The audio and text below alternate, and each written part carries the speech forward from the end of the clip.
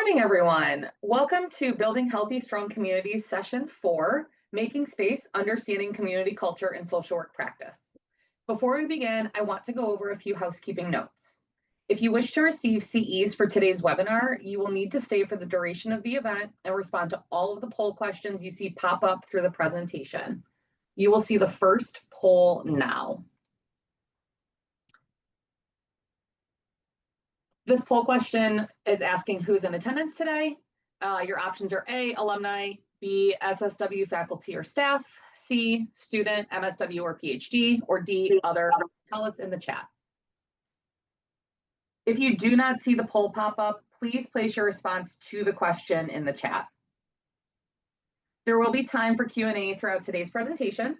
If you have questions, please put them in the chat or in the Q&A box. We encourage participation in the chat throughout today's presentation. I am now going to turn it over to Kathy Potic, a member of the School of Social Work Alumni Board, to introduce today's presenter. Hello, everyone. It's so nice to meet you here by Zoom. I am introducing Dr. Ramona Perry. She is a macro social worker and a social psychologist, passionate about aligning our understanding of the human experience with how we develop, evaluate, and disseminate programs and information. She is a managing partner at Emergence Collective, a woman-owned evaluation team focused on participatory approaches and actionable evaluation. Dr. Perry holds a dual PhD in social work and social psychology from the University of Michigan and has extensive professional experience in evaluation, data analysis, and data dissemination. As a woman of color, Dr. Perry is passionate about honoring diversity and inclusivity in her work. She has contributed to pipeline training efforts and cultural awareness initiatives and frequently mentors students and supports the development of the next generation of evaluators and researchers. On a more personal note, I want to let you know that I was a mentor to Dr. Ramona Perry when she was an undergraduate student at Rutgers University, where I just retired from teaching and doing research. And I've heard her speak many times, and I'm enthusiastically looking forward to her presentation. I'm sure you will appreciate it, and we'll all, including me, learn a lot from it. Thank you very much. I'm going to turn this over to Ramona now. Thank you, thank you. So good it's like such a full circle moment for me to be able to be both back at the School of Social Work presenting and also to see my friend and mentor and colleague, Dr. Potic. Thank you so much for that introduction. I'm excited to share with you all today. I have some slides and things I'll share. And I love interaction. And so there'll be plenty of points where I'll ask you to engage with me in the chat. Let me actually get my slides up now, and then we'll do some intention setting, and then we will get ourselves going.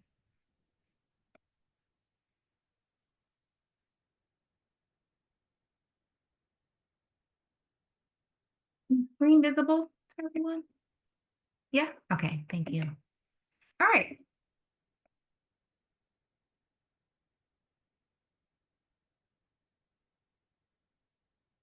I'm sure my slides can move here. Give me one moment.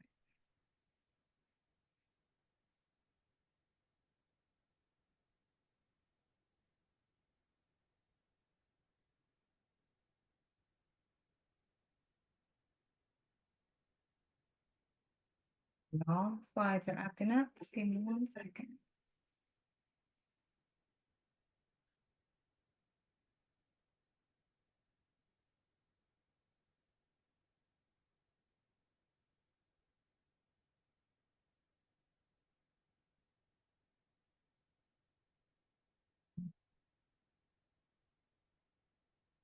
Can we all see that now? Yes. Wonderful. Okay. So there was already a wonderful introduction. Thank you so much, Dr. Potic. I'd like to share a little bit about my professional self and my personal self, just to humanize myself to you all. So in addition to what Dr. Potic mentioned, I'm a plant mom. These are some of my trees you see on the slide.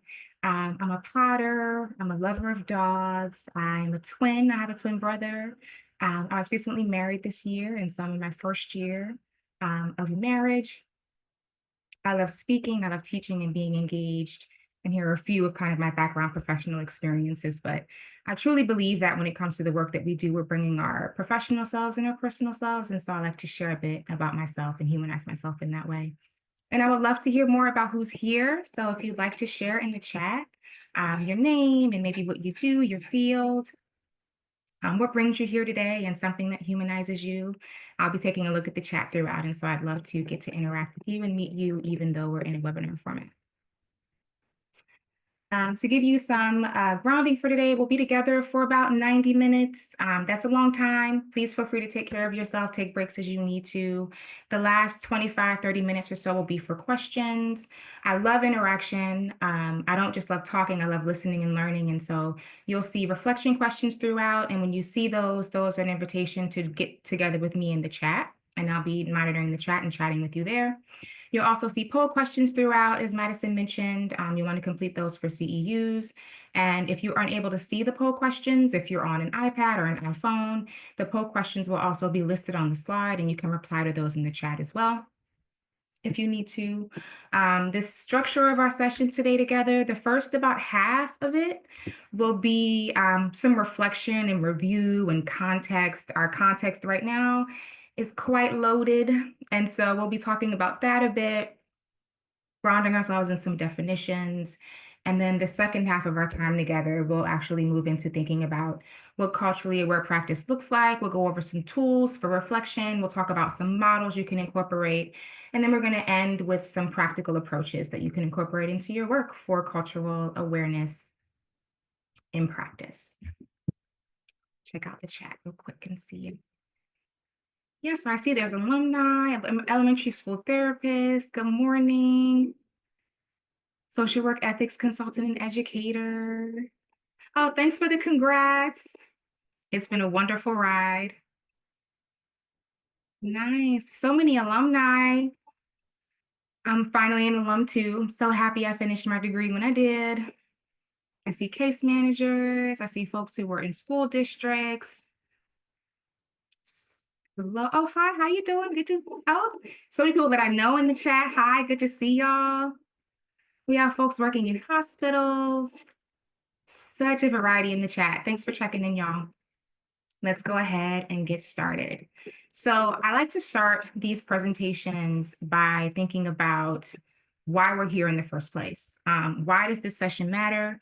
Why do we need to be talking about the importance of culture in social work? Why is that even a topic, right, that we need to be discussing? And so I like to start with the reality of where we are. We live in a society that, where connection is possible, right? But it's often not practiced. We coexist, but we don't truly know each other. And I'm not talking about the people who are continents away, right? I'm talking about the folks who are across the train tracks, the folks who live across town, the folks who live in the next major city, or the folks who don't look like you who live in your city. We are living near each other, but we're really separated by so much more, than distance. We're divided socially, we're divided intellectually, right? Thinking about academic models and theories that are rooted in Eurocentric thinking. We're divided in terms of patterns of segregation, and those things persist to this day.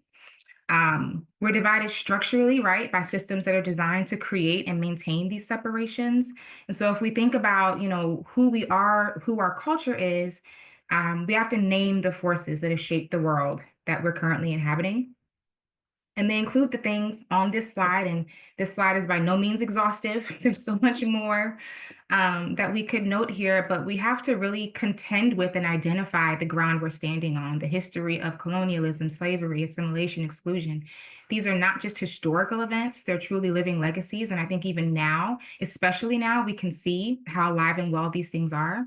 They show up in our policies, our institutions, our classrooms, our presidency, right? And even in how we think about helping and how we show up. And so this slide and much more, this is us, y'all. And some would say this was us, but I say this is us. And we have to be able to acknowledge and understand the culture that is supporting what we're doing if we're going to go out and do the work that we want to do. And, there's good intentions, of course, that we all have. But as we find ourselves in these positions of care, whether we are social workers, whether we're working in hospital spaces, educational spaces, there's so many different spaces represented here in the chat as you all are sharing where you're coming from. I think there's an underlying truth for us all, and that is that we're often not equipped to do the work that we want to do in a way that is culturally aware. We're not equipped emotionally, socially, professionally to engage across cultural lines. And so the question that I have for myself, the questions I've had for myself throughout my career have been, how do I show up in a way that resonates with the people that I desire to support and the folks that I really care about in the work that I do? Because for me, what grounds the work that I do is care.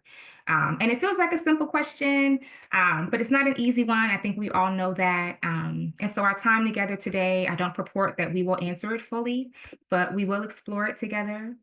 And we won't do that from a place of blame, but one of remembering and rebuilding and connecting, and really figuring out how we can learn what it looks like to enter cultural awareness into the work that we do. And as we're thinking about this, as we're thinking about remembering and integrating and connecting, we have to be honest about like the reality we're in right now, like right this moment. And I'm not going to dive, don't worry, too deeply into, what's happening in the world right now, just for the sake of our sanity at this point. But while we're here, I do want to acknowledge that the world around us is shifting in a very opposite direction from what it is we're here to talk about today. In this moment, there are institutions, governing bodies, that have claimed to support diversity and inclusion that are actively pulling back. There are spaces that are closing, language is being erased, art is being taken out of museums, departments are closing, roles are being ended, especially those held by folks of color. And all these things are being dismantled, oftentimes for naming race, naming identity, naming systemic harm. And this is not subtle, it's loud. It's coordinated. It's happening everywhere in education, healthcare. Those of you in the chat who have shared the spaces you're coming from, I'm sure that you can think of examples of the ways that some of this movement has impacted what you're doing. I see folks in the chat saying yes. I mean, it's pervasive. And so I won't go through too many examples for the sake of our mental health, but I will discuss two examples that I think are really close to us who are on this call. And then we'll chat a little bit after that about some of the consequences of cultural disconnect. So let's get into it, people. And I'll do this in the form of a timeline. So 2016 is the year that I stepped foot on campus at the University of Michigan as a Rackham Merit Fellow, ready to get my dual PhDs.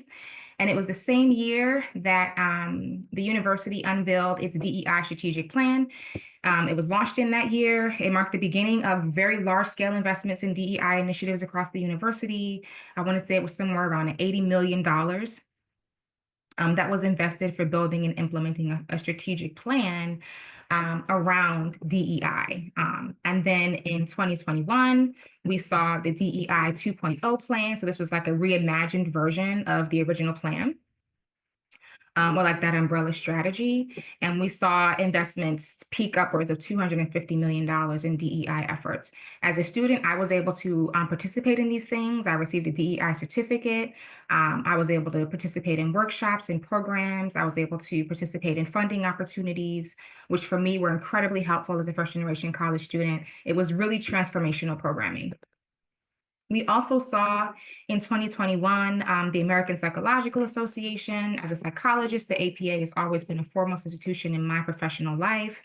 They're the only accrediting body recognized by the Department of Education, and they oversee training programs worldwide. We use APA standards when we write, when we cite, and it's really ubiquitous in academia. So in 2021, they took a historic step by publicly essentially acknowledging their failures and issuing a formal apology, stating that they had failed in their role in the discipline of psychology, was complicit in contributing to a systemic inequities, to hurting through racism, racial discrimination, denigration of communities of color. They even acknowledged promoting eugenic theories. It was a big deal, at least, especially for me as a psychologist, for APA to finally acknowledge the ways that the field of psychology has failed the folks that it intended to help, from a practice level, from a theoretical space, and the like. And so we saw this momentum in these years moving toward this deeper recognition, which for many of us who function in this space was really, really inspiring, validating, and offered opportunities and resources for us. And then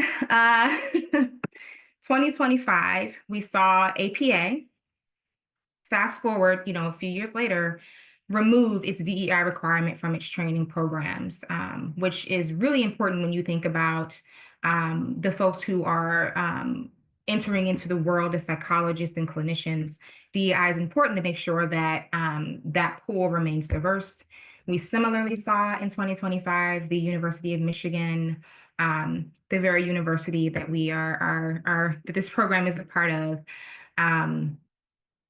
and the DEI programming, the Office for Equity and Inclusion was closed, the DEI office was closed, and the 2.0 strategic plan was officially discontinued.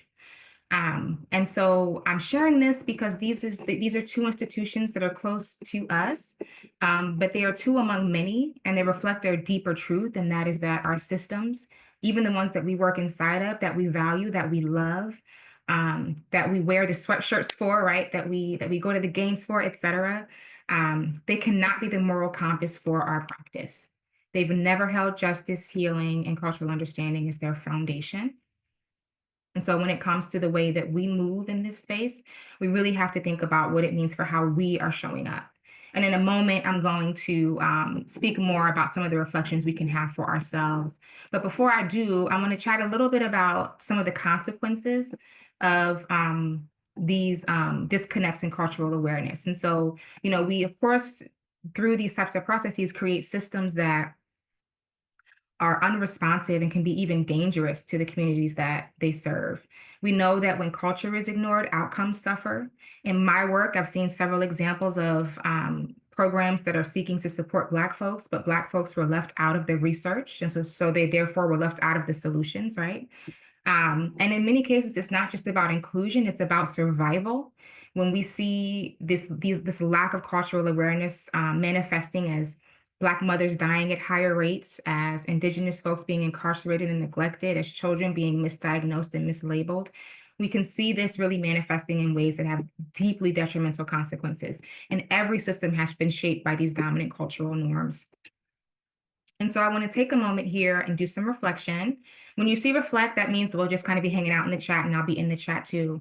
I'm going to be talking and giving some specific examples about some programs and some of the consequences that we see in those programs from some cultural disconnect. But before I do, I'm curious to hear from you. Thank you all so much for sharing where you're from and the work you're doing. I see someone else said they got a DEI certificate and how meaningful that was. It was for me as well, Cindy. I'd love for you to reflect on some of the disconnects and the erasure that's going on and what consequences you see in your work, in your life, in your larger community. What are some of those consequences that you see manifesting? You can take a minute and think about that and put that into the chat. And while you do that, I'll continue to just chat a little bit. I was talking to a friend of mine recently about her son, who was diagnosed with autism, and he was diagnosed with autism relatively late. And his initial diagnoses were more conduct disorder diagnoses. He was diagnosed with ADHD. And she spoke to me about how she ended up doing some research and taking it into the doctor's office and expressing how she felt that her son was not being diagnosed appropriately because of his race. He's a young Black boy, and that he was his behaviors were just being described as him not listening, him not having good conduct, when he actually had other needs. And so that's an example that I can think of in a very recent conversation that came up. We see, what do we have here? Decreased sense of belonging all around, yes. Not enrolling in services that would be beneficial, not feeling safe. So many good things here. Higher rates of depression and anxiety. I saw that come up several times. Major funding cuts for older adult services, feeling unsafe. Immigrant families not coming to school because of fear, right, of criminalization.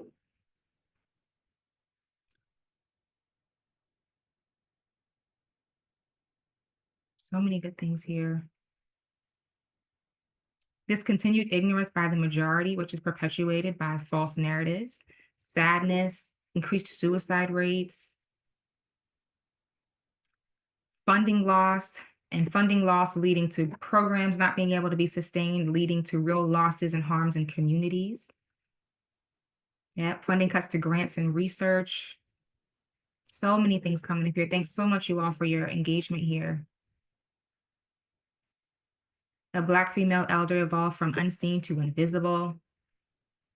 Those in poverty, suffering. So we see there's so many examples. Keep them coming. Thanks for sharing in the chat. You know, these patterns that we are that we're sharing about aren't just showing up in statistics. You know, as many of you are mentioning, they're embedded in interventions, they're embedded in programs and solutions, even the things that we call best practice. I'm going to share two specific examples of some programs that kind of fell short. One is a widely known kind of pop culture moment, and the other is a research-backed intervention. And then we'll come back and chat a bit about some of the missteps here. So the first I'll talk about is Scared Straight. Do folks remember the cultural phenomena that was Scared Straight? It was everywhere. And so I'll share a little bit about it. Yes, people are like, yes, I remember Scared Straight. It was everywhere. So the Scared Straight program was originally studied at my alma mater, RU-Rah-Rah at Rutgers. It was at Rahway State Prison in North Jersey. And the concept gained attention in the late 70s with the release of the Scared Straight documentary, which followed juvenile offenders as they essentially received harsh confrontations from inmates about prison life. And the focus of the program was essentially deterrence, the idea of essentially scaring youth into and using fear-based tactics to reduce criminality. The original documentary actually won an Academy Award. And then there was a wave of additional programs through the 80s and 90s that continued. Even though the DOJ withdrew support, these programs continued. And there was even a TV spinoff in 2011 on A&E that also won an Emmy, right? And so it was really a very popular cultural phenomena. It was also a program that was cheap as far as programs go. It was cheaper than other types of programming, like prevention-based programming. And so it became very popular. And so the question is, did it work? I have a spoiler alert on the slide, but did it work? No, it absolutely did not work. And so there was a 2022 study that was 8 randomized controlled trials. Scared Straight wasn't just an entertainment. I see someone in the chat. It wasn't just entertainment, it was an actual study. And so in 2022, there were 8 randomized controlled trials, and they found that it actually not only didn't help, it made things much worse. On average, youth who participated in these programs were more likely to be arrested or referred to juvenile court compared to the youth who, the control groups who were not in the program. And in studies that tracked actual crime data, there were fewer of those, but in the ones that did, those who participated in Scared Straight had an increased likelihood of criminal behavior. And I'm a stats girl, I'm an odds ratio girl. The odds ratio was 1.68, around 1.68. So those who were in the program had about 1.7 times the odds of engaging in criminal behavior compared to those who were not in the program. And so here, you know, the findings are clear, and that is that there was a very harmful effect. And so, and it really harmed the youth that it was designed to help. And I see folks in the chat saying there were some folks involved in a Michigan attempt to replicate. I see folks sharing about, yeah, I remember that. Oh, I see the RU-Rah-Rah. Hey, Dana. So yeah, it was not helpful. And so why didn't it work? There's lots of reasons why. You can state in the chat if you have some ideas. There was no definitive study that pinpointed why the program failed, but scholars and psychologists have proposed several reasons as to why. So one is a developmental mismatch. Excuse me. And this speaks to the fact that there were adults designing a program for children. And adolescents don't process fear or consequences in the same way that adults do. So child psychologists speak to the fact that their cognitive development prioritizes more immediate consequences versus long-term thinking. And so the idea of this future incarceration may not have registered as a real threat. Some other things that have come up as folks have reflected on this work is peer pressure. And so some youth feeling pressure to prove they're not afraid, and this leading them to act out or double down on behaviors. This program, of course, had what many describe as the wrong focus. And so the program centers fear and shame and humiliation rather than offering support and skills and positive alternatives and coping strategies. And importantly, it fails to address the underlying causes of delinquency, right? Like trauma and poverty and unmet mental and physical health needs. And then there was additional unintended harm. And so for some youth, again, we have to remember these are youth who are between 15 and 17 years old. The experience of being yelled at and humiliated on national television, exposed to prison environments can be re-traumatizing. And so this can also trigger or worsen externalizing behaviors, especially in youth who already have difficulty with emotion regulation. So in short, the program really lacked cultural and developmental awareness. It ignored the lived realities of the youth that it targeted, and it instead relied on, this fear instead of care and support and community-centered solutions. And what really grips me about Scared Straight is that we were able to, as a community, watch youth who were at risk be humiliated, be traumatized, and we found it entertaining. It won awards, multiple awards. There were seasons and seasons of this. And so there is something to say about the space that we're in as a community, how we view youth who are at risk, especially young Black youth, what they deserve and don't deserve. There's so much underpinning the success of this program overall. I have one more example, and that is the Lars and Lisa program. And so this is some more recent work. I actually became aware of it from a friend and colleague of mine, Dr. Raquel Martin, who talked about this on her platform. And this is a school-based depression intervention program developed in Germany 25, 30 years ago. And the program uses a combination of motivational activities like cognitive behavioral therapy, and it uses a group setting. And so they have these interactive sessions, and students learn to identify essentially unhelpful thoughts, and they replace them with helpful ones, and they're introduced to various forms of communication. And the name, comes from the two characters, Lars and Lisa, who appear in vignettes in the program itself. And so it was initially successful in Germany, and then it showed some promising results, and when it was later implemented in Tennessee. And then more recently, it was implemented in Louisville, Kentucky, in a high school serving mostly low-income students. The study involved 425 freshmen, about 60% of whom were Black, about 40% of whom were white. And it was set up where half of the students participated in this program and half were a control group. The program was 10 weeks. And then researchers measured depressive symptoms using surveys before the program, immediately after it ended, and then again 4 months later. And so the question is, did it work? If anyone's familiar with this, you may know. But the answer is yes and no.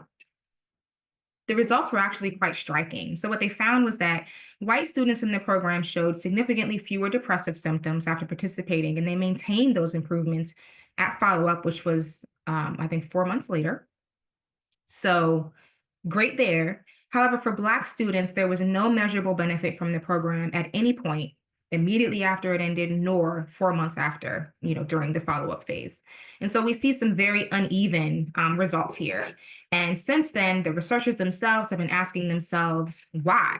The program's creator acknowledged that the findings raised serious concerns, and spoke to the reality that many of our psychological interventions, those of us who are in psychology and who have used subject pools, we know this, they are tested using predominantly white middle-class participants, often college students.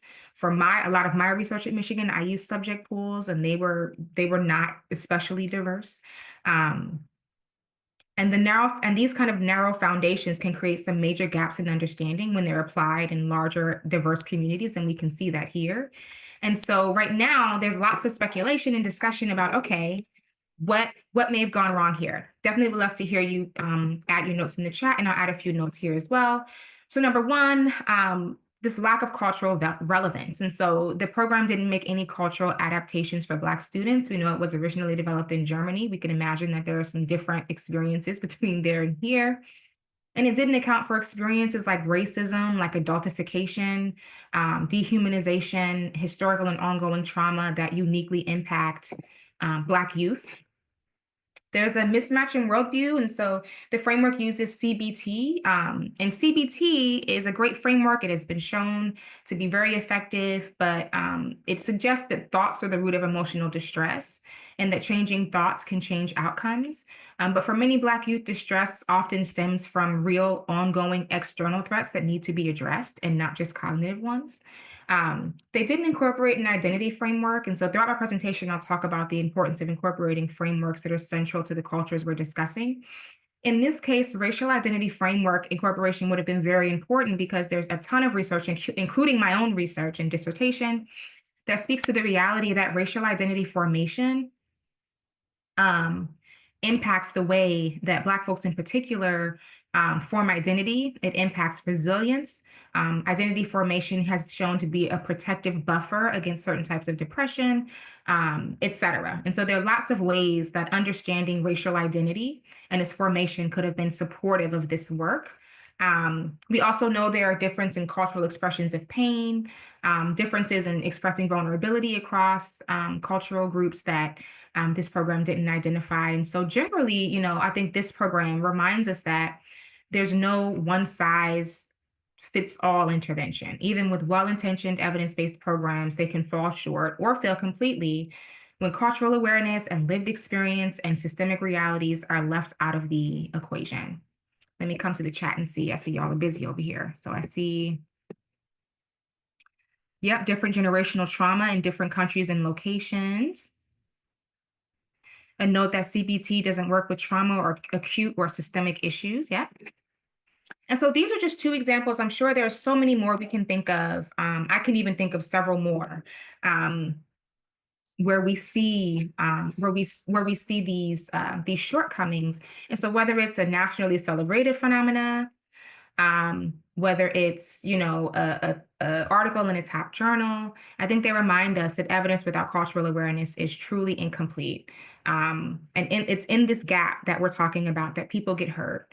And we often find ourselves recruited to solve the wrong problems or solve problems the wrong way. And so from here, you know, the next question is, okay, now what? I have this big hand pointing at you on the screen because when it comes to the place that we have to start with us. If we are waiting for permission to do this work, if we're waiting for systems to validate it, to resource it, we will be waiting, which means it is on us. These principles of cultural awareness can't just live in policies and mission statements. They have to live in us, who we are as social workers, instructors, teachers, consultants, and as people. And I think, you know, what I'm communicating through the slides I'm sharing so far is that our work won't always be popular, desirable, politically favorable, funded, appreciated, honored, seen, understood, right? Any of those things. But we still have a responsibility for who we'll be as professionals and more importantly, as people. And so the reason I say start with you is because before we can really move ourselves into spaces where we're trying to address and understand the cultures of others, we really have to start with understanding ourselves. Who are you? Who shows up to do this work? What are your intentions? What are your goals? What are the parts of you that are hard to reckon with? What are your fears? And what are those fears rooted in? Are they rooted in stereotypes, your own experiences of oppression, racism, classism, power, privilege? What are your biases? What kind of relationship does your personal self have with your professional self, which is something I've had to work on quite a bit over the years as I had divorced my personal and my professional selves, and I've been learning to bring those back together. And don't worry, you don't have to answer all these questions right now in the chat.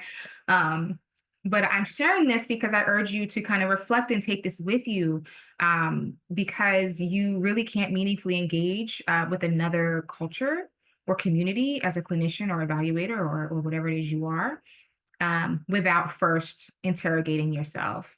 And so I like to start by asking myself, what is it that I need to know, but also who is it that I need to become? What is my culture? What is my take? Oh, thank y'all for the comments in the chat. You are not a tourist. You are not a savior. You are not a fixer. You are a guest. And so how can you be a good one? I always like to say, take your shoes off before you walk into someone's heart, into someone's mind, into someone's community. Work with yourself and understand. Work to repair the things that are inside of you. Work to understand your reflection of reality and make sure that you're speaking not the reality that you want into people's lives, but the real world. And I think also, as reflecting on this, it's remembering that it's not about what you know. And as someone who is at this point collecting degrees, I can say that I know a lot, but it's really often not so much about coming equipped, but really about coming ready.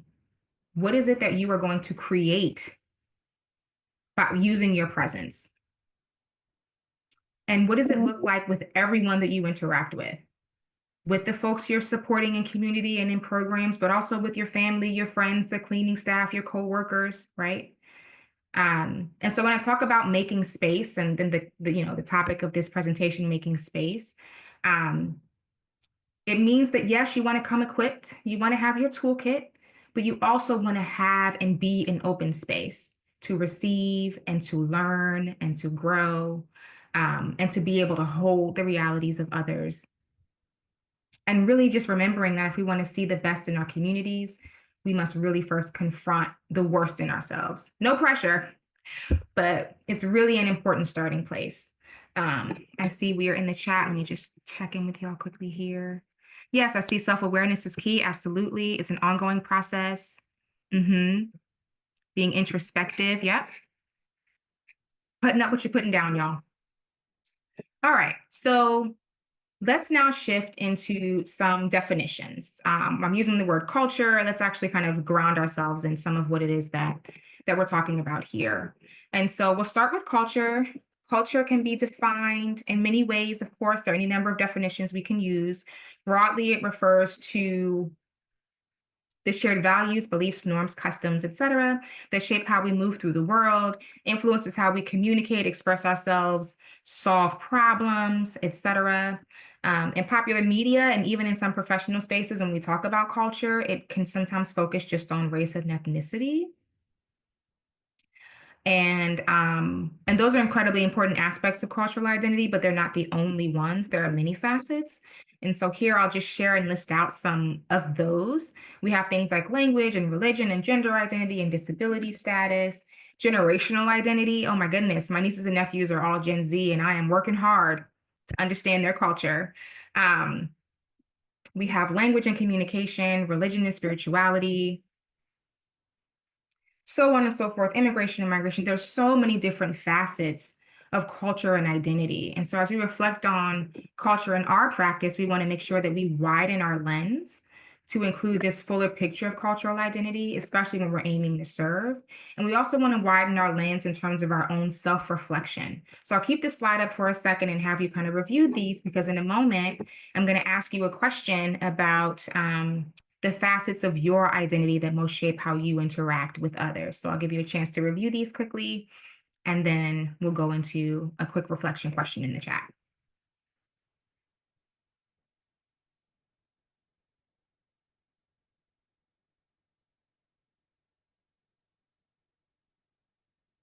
So what parts of your own identity shape how you interact with others? Oh, I agree with that, Brad. Academia and the real world are very, very different environments indeed. So which parts of your own identity shape how you interact with others? For myself, I can say my womanhood certainly influences the way that I interact with others. I'm very cognizant of my surroundings and cognizant of how I'm treated and what is being ascribed to. Being a Black woman, being a person of color in spaces, I'm always conscious about the way that I'm being treated, trying to understand if I'm being mistreated, buffering myself against possible mistreatment. I carry with me a lot of trauma from past experiences that I have to work to dispel as I enter into new communities, right? And into new groups. Yep, I see a lot coming up here in the chat. Yep, SES growing up, the way we grew up, right? Yes, gender, race, being an immigrant, role as a healer, being an active Christian, so your spirituality and religiosity, sexuality, so many things coming up here. Folks are bringing up imposter syndrome and how that's very real. It is real, but remember, imposter syndrome is not a problem that you have. It's a problem that the environment that you're in has. Gender, race, religion. Identity as a white cisgender woman with an LMSW, never absent from interactions. Yes, that awareness. Thank you all so much for your interaction here. Keep it coming. I'm going to keep us moving so that I can stay up at a good time here. So I'm going to continue with some definitions, okay? And continue to engage in the chat. So when we think about cultural approaches, there are a number of different, there's lots of different language that we use, right? When we think about the way to practice with cultural thoughtfulness. So we have cultural competence, and this is essentially the ability to understand, communicate effectively with, understand people across cultures. We have cultural humility, which is, this kind of lifelong commitment to self-evaluation and critique, knowing that you are not the expert. Creating space to learn. Cultural responsiveness, this is really being able to adapt your practice to meet culturally specific needs. And then there's cultural awareness, which is the space that I tend to land first when it comes to my own process of reflection and building my practice. And I start with awareness because I think before you can be competent, you have to be conscious. I think awareness helps to reveal some of those gaps, help us identify oversights, understand which stories we've never heard, whose practices we've dismissed, and which biases we've internalized, maybe without even realizing it.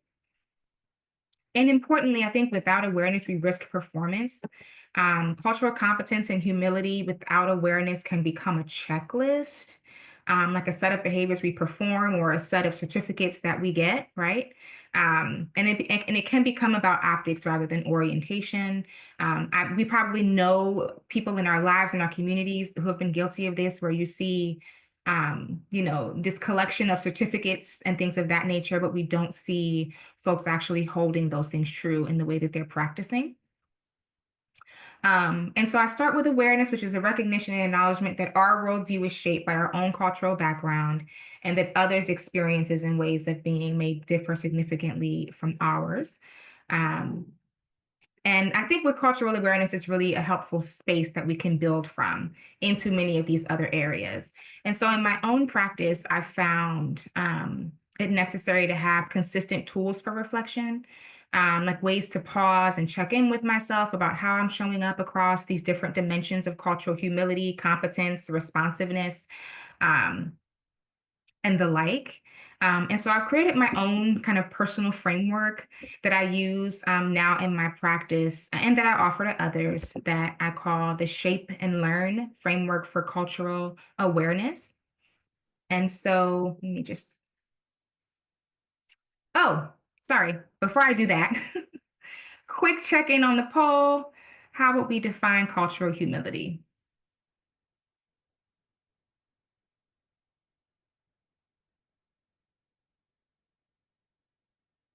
Thank you, Madison, for running the polls. Really appreciate it.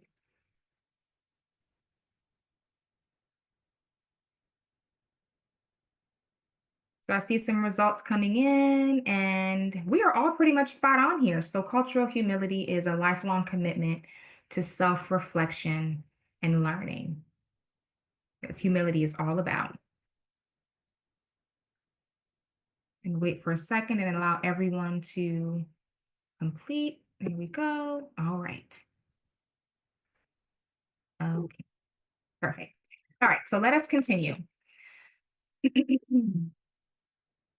So as I was saying a moment ago in my own practice, I've come up with this little framework. And it's really a guide for reflection on on who you are, how you engage, how you grow in this work. There is the shape, which is the internal portion of what's happening inside of you. So your self-awareness, your biases, your emotions. Then there's the learn aspect of it, and that's what's happening between you and others. So knowledge, communication, advocacy, and each letter you see here stands for an area to consider in your reflective practice. I'm going to walk through them briefly on the next slide. And then just FYI, I have out that I'll be providing to you all today that includes each area of this and some specific reflection questions you can use and take with you in your practice to make it your own. And so I'm drawing from foundational work with this model. And so I'm including Sue and Sue's model of self-awareness and skills development, Trevelyan and Murray Garcia's concept of cultural humility, NASW standards for culturally competent practice.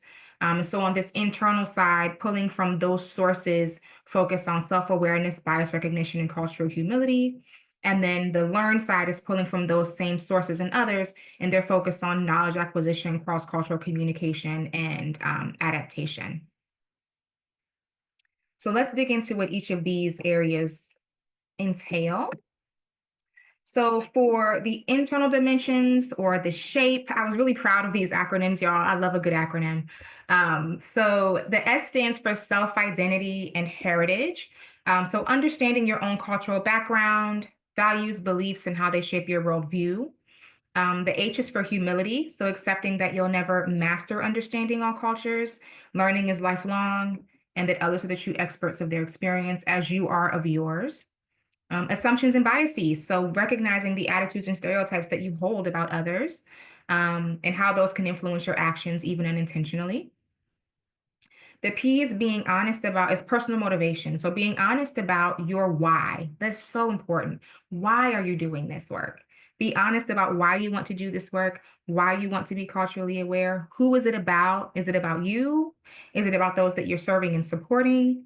And then E is for emotional response. And so being aware of how you feel physically, emotionally, when you're encountering different cultures that are different from your own, when you're wrong about cultures that are different from your own, when you're corrected by cultures that are different than your own, learning how to sit with and explore everything that comes up, and identifying your emotional response.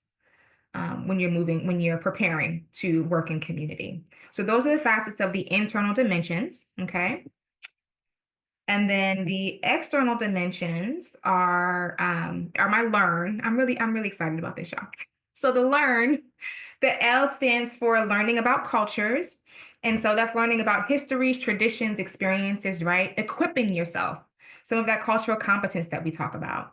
E is examining systemic oppression. And so we have to understand that individual experiences are shaped by larger forces, racism, xenophobia, classism, and not blaming individuals for structural problems. When I think about the Scared Straight program, they had a real issue with not examining systemic oppression and the way it manifests in the lives of these youth.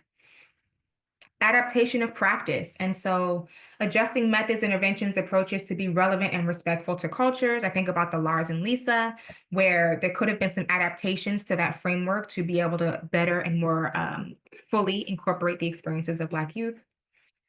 Relationships and communication. So thinking about how you listen, active listening, adapting your communication style to honor differences in verbal and nonverbal cues and communication approaches of the folks that you're supporting and working with. Identifying power dynamics, relationship building practices, really taking time to refine your relationship to communication and how you show up as a communicator. And then navigating advocacy and allyship. And so using your role and access to challenge inequity, to support marginalized communities, and to amplify voices. So it is where your intellectual knowing meets your action.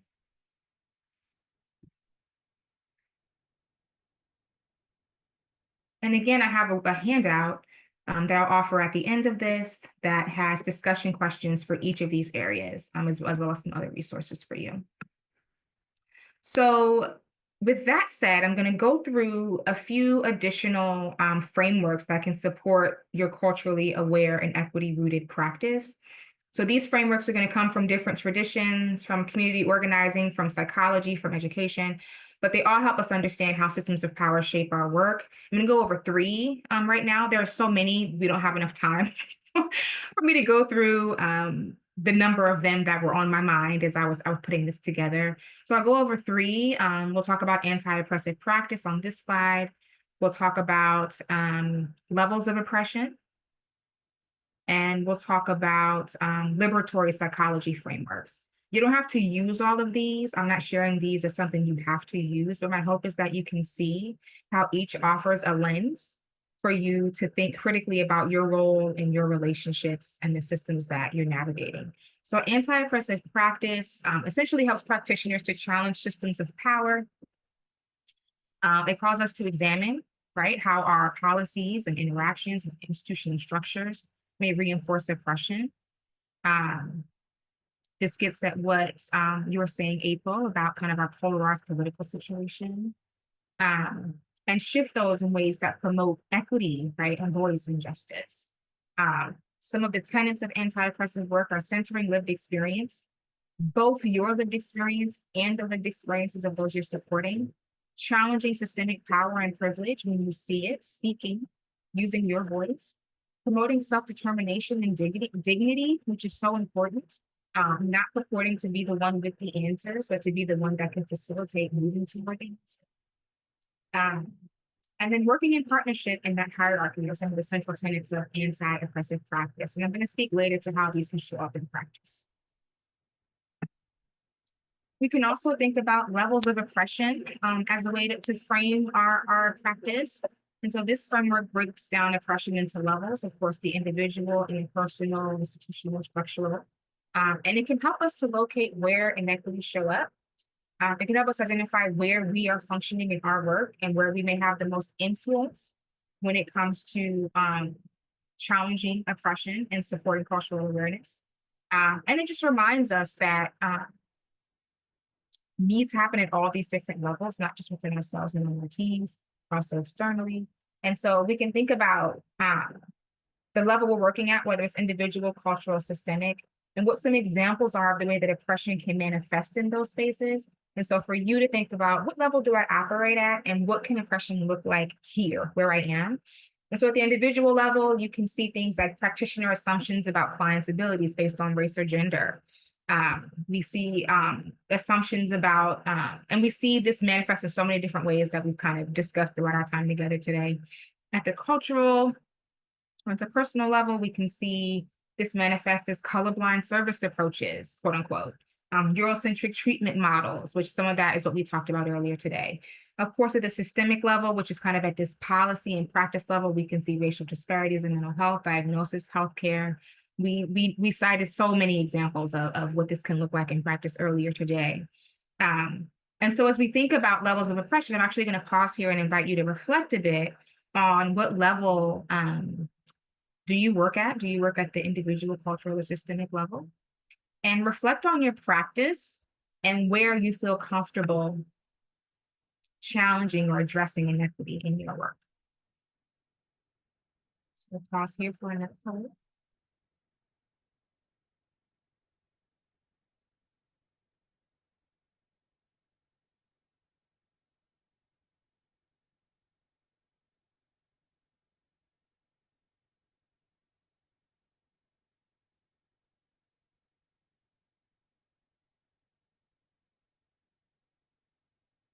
If you're not able to see the poll, feel free to place your answer in the chat. Especially those of you who are seeking to get your CEU credits, you want to make sure you get that credit.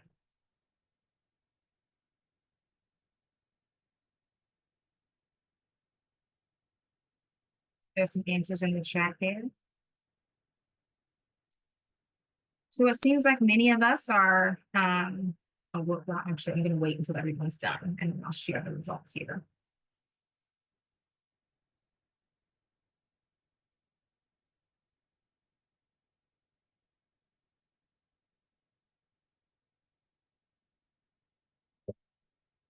folks are saying that there's multiple. I definitely can see that. For me, it's certainly multiple. I think I at certain points as an evaluation consultant, found myself operating across all three for sure. So I agree with those of you who are expressing that.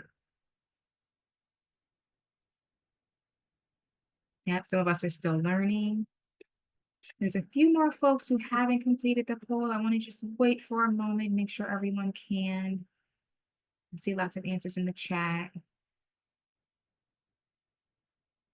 Okay, looks like folks are good here. Okay. So I'm sharing the results for those of you who can see it.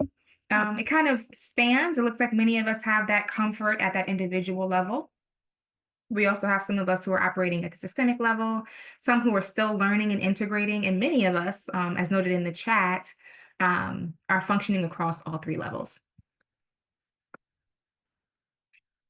Thank you for your engagement, dear folks. Let's keep it going. Let's keep on having some fun. Another poll, I know back to back. I'm going to be talking about liberatory psychology.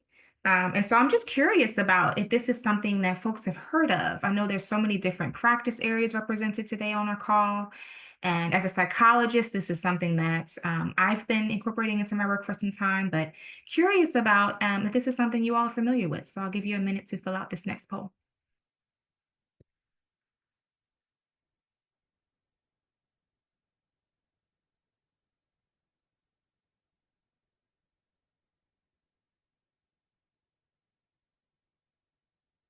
Okay, we have some answers still coming in. And once again, if you can't see the poll or have any trouble answering in the poll, please feel free to use the chat. Madison is at work helping collect your answers. Thank you so much again, Madison.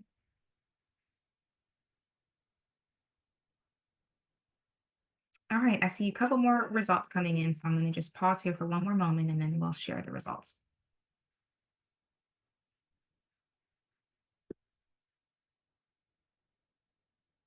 It looks like we're good here. All right, and so it looks like most of us have not heard of it before. Some have heard of it, but aren't quite sure what it means. Some understand it generally, but haven't explored it deeply. Some have studied it, a few have studied and tried to incorporate it into the work. And so good, this is encouraging to me because it's a topic that it seems it would be helpful for me to share about. So let's do it.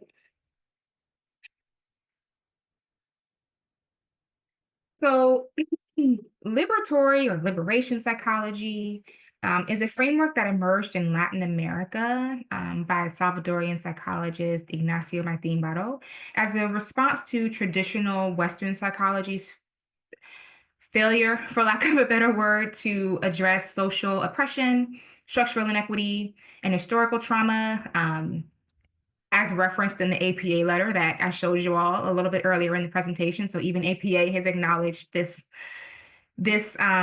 failure, for lack of a better term. And so it really seeks to center the experiences, knowledge, and struggles of marginalized communities in both psychological theory and in practice. And so there are a couple of central tenets of liberation psychology that I have here on the slide, and I'm just going to talk a little bit more deeply about. And then if you have thoughts and questions, I'm definitely happy to answer those a bit later. So number one is that context matters. Psychological distress cannot be separated, right, from political, historical, economic, and cultural realities, especially in oppressed communities. We focus on, oh yes, and so I'm just going to mimic what's in the chat here. So any questions, there's a Q&A box. You can also place them in the chat. At the end of the presentation, I'll be revisiting both of those spaces, and Madison, I believe, will be helping me out as well. And so yes, definitely, please add your questions in there. Praxis speaks to the integration of reflection and action. And so we've spoken a lot today about reflection and the importance of reflection, but it's also important to make sure that once we have developed our understanding, whatever it might be, that we commit ourselves to action of some sort. We don't have to change the world. We don't have to do it all, but we do have to commit ourselves to action based off of what we know. They say when you know better, you do better. And so once you know, What will your action look like in the world? What will your praxis look like? We also have critical consciousness. Critical consciousness is a term that is larger. It doesn't just exist in liberatory psychology. There's so much evidence and work on critical consciousness. A lot of my work has been focused on critical consciousness, so I won't be able to talk about it in its fullness, but I will give you some context as it relates to the topic at hand. And so, number one, if we think about critical consciousness in this context, it means supporting communities and developing awareness of systems that oppress them, so they can resist and act collectively. It's kind of balancing the viewing folks as the experts of their experience and also equipping them with additional knowledge and vision for the ways that systems have influenced their personal experience, and then supporting them in their resistance and in their action. But critical consciousness also challenges social workers and other practitioners to be cognizant of power differentials and how they show up, even inadvertently, in ways that can make, for me as a social worker, I would say that can make social work practice an oppressive experience. And so when I was younger, had very negative experiences with social workers, to the point where when Dr. Paddock, my friend and colleague and mentor, was speaking to me about pursuing a social work degree, my initial reaction was absolutely not, right? Because of that. And then I ended up changing my mind and decided, no, I actually think I want to enter into this space to try and understand the experience I had and try to change the experience for others. And so reckoning with some of the oppressive experiences folks can have with social work. I speak about social work because I'm a social worker. But then also recognizing the situations in which social workers themselves might feel oppressed or powerless, where social workers themselves might feel marginalized. And so recognizing that this power differential is not one directional, and that we can see this manifest for both the practitioner and the folks that they're supporting. And critical consciousness allows us to create supports both for communities to feel empowered, but also making sure the same is happening for the practitioner to feel empowered as well. The role of the practitioner. And so this really speaks to the practitioner not as a neutral expert. This is something that I've had to challenge in my practice over time, this idea that I'm objective. We actually, Emergence Collective, which is the organization that I'm a partner for, we have a blog called The Objectivity Myth, because we know that in order to really serve well, we have to serve as a committed ally, accountable to ourselves, accountable to the people that we serve. And in that way, being objective or neutral will not always serve our purposes. And so really interrogating the role of the practitioner and challenging some of the Western ideas we have about the practitioner role. And then finally, healing is collective. And so liberation psychology. Oh, absolutely. Thank you, Brenda. Liberation psychology emphasizes collective healing, not just individual treatment, but sees the community as a source of strength and wisdom. And so for us, we can think about as we're creating healing spaces for those we support, making sure we're also creating healing spaces for ourselves professionally and personally, and recognizing that we are all suffering from the same underlying injustices that I noted on that first very depressing slide, right? And so what does it look like to view our action and healing as collective is another one of the central tenets of liberation psychology. All right. So we are coming up to kind of a rounding home base here. I have one more bit to share with you, and then we will be able to shift over into questions. Excuse my typo. I don't know why I have one P on happy. So the question now is, what does this all mean for practice? So I've taken some time and reflected on all of the frameworks that I've shared with you today, and organized some practice-oriented steps that we can take in our journeys to address much of what I've shared today. And so we'll go through that. Because I'm a macro social worker, my orientation is going to be organizing this into steps. And so I have reflection, planning, implementation, and follow-up is kind of the steps in your program or in your process or in your intervention or whatever it might be. But even if you find yourself in different types of contexts, I think these steps might still be relevant for you. So I'll walk through these and then we will switch over to some questions and some chatting, hopefully together.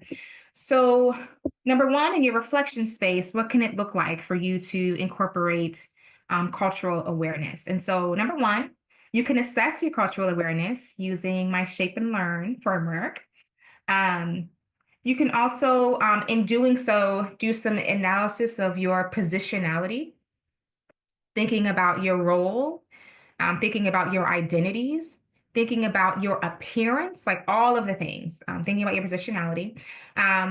In my reflection, I like to use creative things. So if you're a visual person, I like to use journaling sometimes, or even drawing and like mapping out what is my take, what is my understanding or perspective on this particular system or on this particular phenomena. And then taking that to the folks that I'm working with and saying, well, here's how I'm seeing it. Where am I right? Where am I wrong? And so really being able to ground yourself in your perspective and how you see things, examining some of the imposed histories and erasures, recognizing how systemic forgetting is impacting practice. And so we think a lot about the knowledge that we have and can accumulate and what we know, but we also have to be able to acknowledge the areas where there's been forgotten practice and how that might influence our work. And then thinking about empowerment in our reflection space, what that looks like both for those being served and for the practitioner, for the social worker, or for whomever it is that's doing the work. In the planning stage, we want to really think about what it looks like to weave together diverse epistemologies. And what do I mean by that? I mean, you want to, number one, think about what it looks like to explore multiple identity factors, both for yourself and the communities that you serve. So reflecting on the slide I had earlier with all the different facets of culture, you want to be reflecting on that for both groups. There's a model by Hayes called the addressing model that I also really like, where addressing is an acronym and it identifies areas of culture to assess in your work. So it's another model that can be helpful for that exploration. You want to also think about the role of community voice. Is community voice going to contribute to the work, or is community voice going to shape the work? And so the difference between the two really depends on timing. So if community voice is involved in a focus group or an interview in the work, community voice is contributing to the work. If community members are involved earlier in the process, either at the evaluation planning, budgeting phase, grant writing phase, those are the times when community voice is actually a shaping force in the work. And so you want to be able to think about and be real about what role is community actually having in the work, what will be best in this work. You want to define success by the community standards and not just external metrics. And this is a really important part of the work. I was at a conference, a CREA conference recently, which was an amazing conference. And I was chatting with a colleague there, and she shared that she was a part of an intervention project focused on like urban renewal, and they had determined that their idea of success was ensuring that community members were able to stay housed and move toward ownership in their home in order to ensure community stability. And that sounds great. And I'm like, oh yeah, community stability is important, right? When it comes to being able to make sure homes are filled and taxes are being paid and community goods are available. Yes. But then once they went into community, they began the project, they got funding, they went into the community and started to do some interviews with community members to learn about what they needed in order to stay housed. And they learned from the community members that they had no desire to stay housed, and that their idea of success was to leave the community. For them, success meant being able to amass the resources to be able to leave and move into a community that had better resources already, rather than staying and working to build resources in the community that they were in. And so in that case, the community had much different ideas of what success looked like than what the folks who were defining the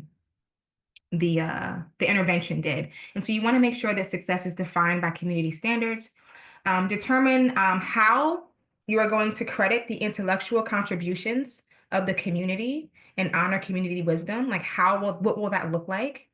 Assess community culture, learn from elders, faith leaders, and formal networks, get connected. And then importantly, understanding inclusive language from the perspectives of those you serve and not academia.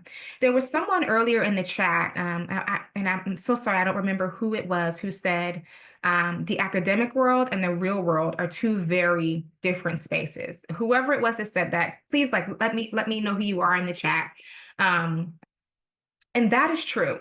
And so when we're using Brad, yes, Brad, so true.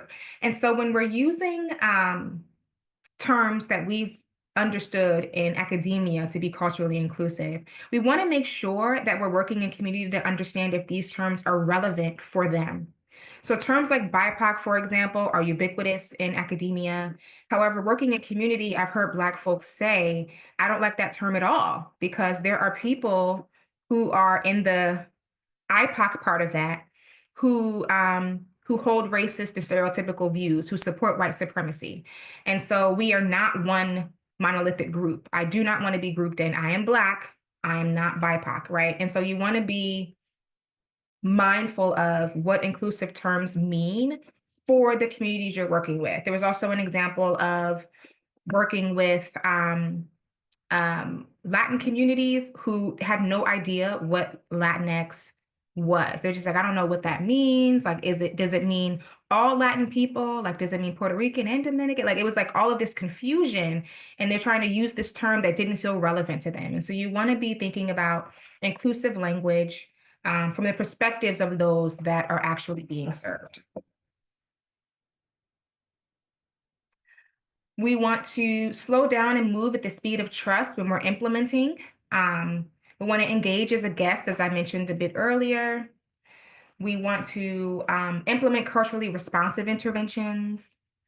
We want to use storytelling. There's one more poll. Yeah, there's one more poll left, as I see in the chat. Use storytelling, community narratives, and local knowledge as valid sources, right? You want to develop feedback processes that are consistent and occur at all levels. So if you're in a macro space, you want feedback about the program, feedback about what it's like to work with the staff of the program, feedback about what it's like to be in program with others. Like, you want to be able to have feedback occurring at all levels. And even in interpersonal practice, you want to create a space for the folks you're supporting to be able to offer feedback.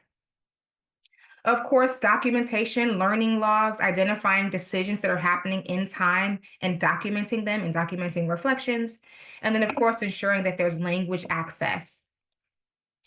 And finally, in your follow-up stage, you'll want to be thinking of evaluation or whatever work it is that you're doing as an act of care.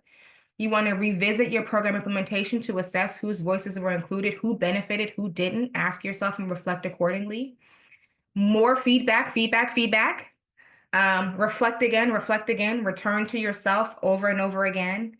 And then avoid ending support abruptly. You want to ask, how do we sustain empowerment? What resources, relationships, or shifts need to remain so that we don't re-traumatize upon our exit? All right, one last poll.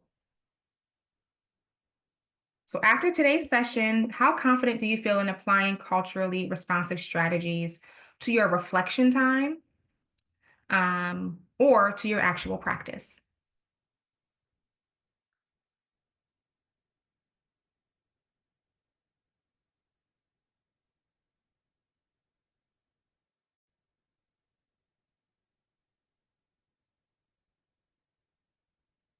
And put your answer in the chat if you don't see the poll.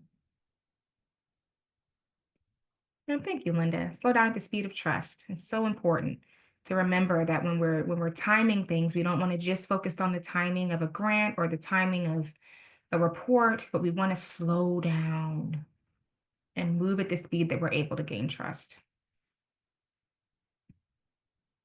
Wonderful. Looks like everyone, I see the poll slowing down a little bit here. Yep, goes with ethics. Yep. Thank you, Ellen. All right. So it looks like we are mostly to very confident, which is wonderful. I have some additional resources that I think can help us who are somewhat confident shift over into even more confident that I'll share with you in a moment. I thank you so much for your time and your energy and your attention and your engagement today. It's been amazing to connect with you and add some things to our collective toolkits. Um, but again, I say, show up with openness, make space to listen, to learn, to grow, both as a practitioner and a person. I leave you with a call to action to commit to at least one personal step you can take to deepen your cultural understanding, whether it's big or small, because the work that we do really lives in the doing. You'll see a QR code here. I would love your feedback on this session. I also have a ton of resources and worksheets based on what I've shared today that I didn't include in the slides because it would have been quite a bit. So feel free to reach out to me if there are additional resources that would be helpful, and I would love to share those with you. And I'm going to stop sharing here and get into the chat here. I see it's busy, so let me stop my share. All right. Dr. Perry, there was a question. If you could flip back to the reflection side under the in practice section. Yeah. Someone was trying to write something down. Oh, absolutely. Okay, let's pull this back up. Is it this slide?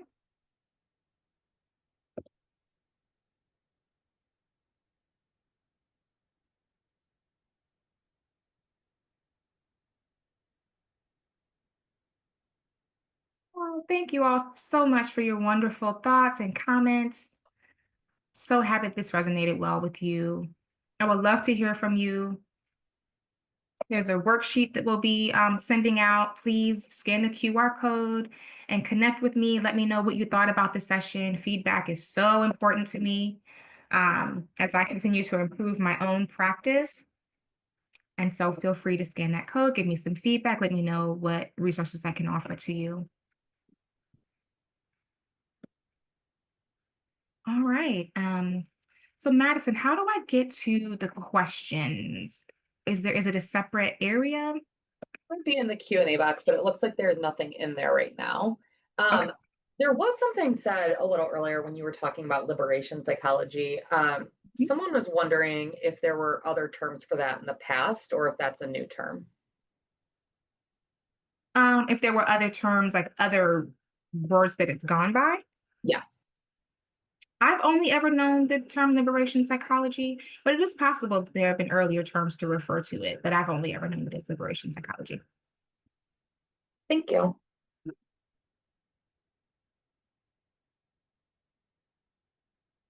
Any other questions coming up? Thank you so much all for your lovely words. It's so encouraging to see that this was helpful to you all. I would love to hear from you. Please offer me some feedback via the QR code. While I have you, I will actually show you the worksheet that I've created to share with you all. And I'll make sure that a link to it goes into the chat so that you can use the Learn and Share framework in your work. So let's share this while we're at it. So this is the handout that I mentioned that I'm going to put in the chat for you all to have access to. It lays out each of the dimensions of the Share and Learn framework that I shared earlier, but it also includes individual reflection questions for you to use and make your own in your own practice. And this can be something that you use on your own as a team check-in, as an organization, to kind of make sure that you're embedding cultural awareness reflection in your work. And at the bottom, there's also some ways to get in contact with me, that QR code to be able to give me some feedback, which again, I love feedback. I would love to hear from you about this session and hear if there's any other resources I can provide that could be helpful. And then the second page is a list of all the references. I did a lot of speaking today, but my slides weren't necessarily packed full of all these facts. And so I listed out all the references that underlie many of the speaking points that I shared today for you all. So I'll go ahead and put that in the chat so that you can have access to that.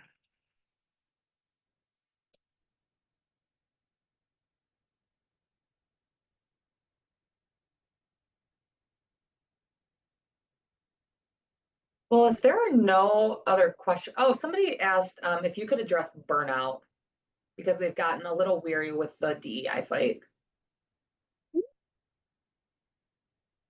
Yes. I too, me too. I agree with that. I think, when we're talking about liberatory psychology and kind of this importance of both empowering the folks we're supporting and ourselves, I think that's where I think about where burnout lands. Like at some point in doing this work, it has to shift when we're feeling burned out from doing the work in service of others to doing some work in service of ourselves.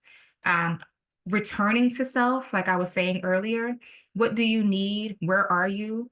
I think one of the things that's been important for me is just making my world a little bit smaller, making my universe a little bit smaller. So tuning out for a little bit from the news and from the cycles and all of those things, and focusing in on the things in my world that I have control over, that I can appreciate, that I have gratefulness for, reclaiming some of my joy and gratefulness in the small things in my universe and in my world that I've curated. And then from there, from a recharged place, being able to go back out into the world in a culturally aware way. But at some point, it's definitely important to pause and shrink your world significantly and heal and recenter in order to do this work well.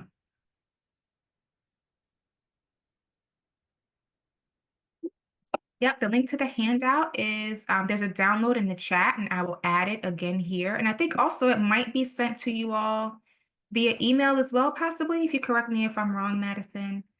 Yes, I'll send that out as well as the recording. Yeah, and so I just added it to the chat again, and then you'll receive it via email as well for your use. And hopefully it's helpful for you in your reflection space. Thank you all so very much. Thank you for all the comments. Dr. Perry, if you could, it looks like the handout's only going to host and panelists. Okay. In the chat, if you can just switch it to everyone. Oh, that's what it is. Thank you. You would think I know how to use Zoom by now. Thank you so much for pointing that out. Okay, I'll add it again here for y'all. Okay, you should see that now, everyone.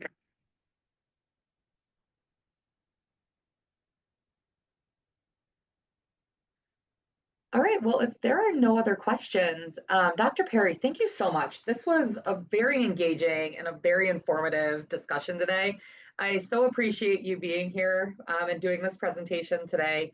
And thank you to everyone who joined us today. We thank you for attending the session. We hope to see you at our final session of the conference this afternoon, titled Community Conversations, a dialogue-based approach to building connection in social work practice settings. This session will begin at 2:30 p.m. Eastern. In the next 1 to 2 weeks, those who have met the attendance requirements will receive an email from our continuing education office. Any questions regarding CE should be directed to the continuing education office at ssw.conted@umich.edu. Thank you again for joining us today and have a wonderful day.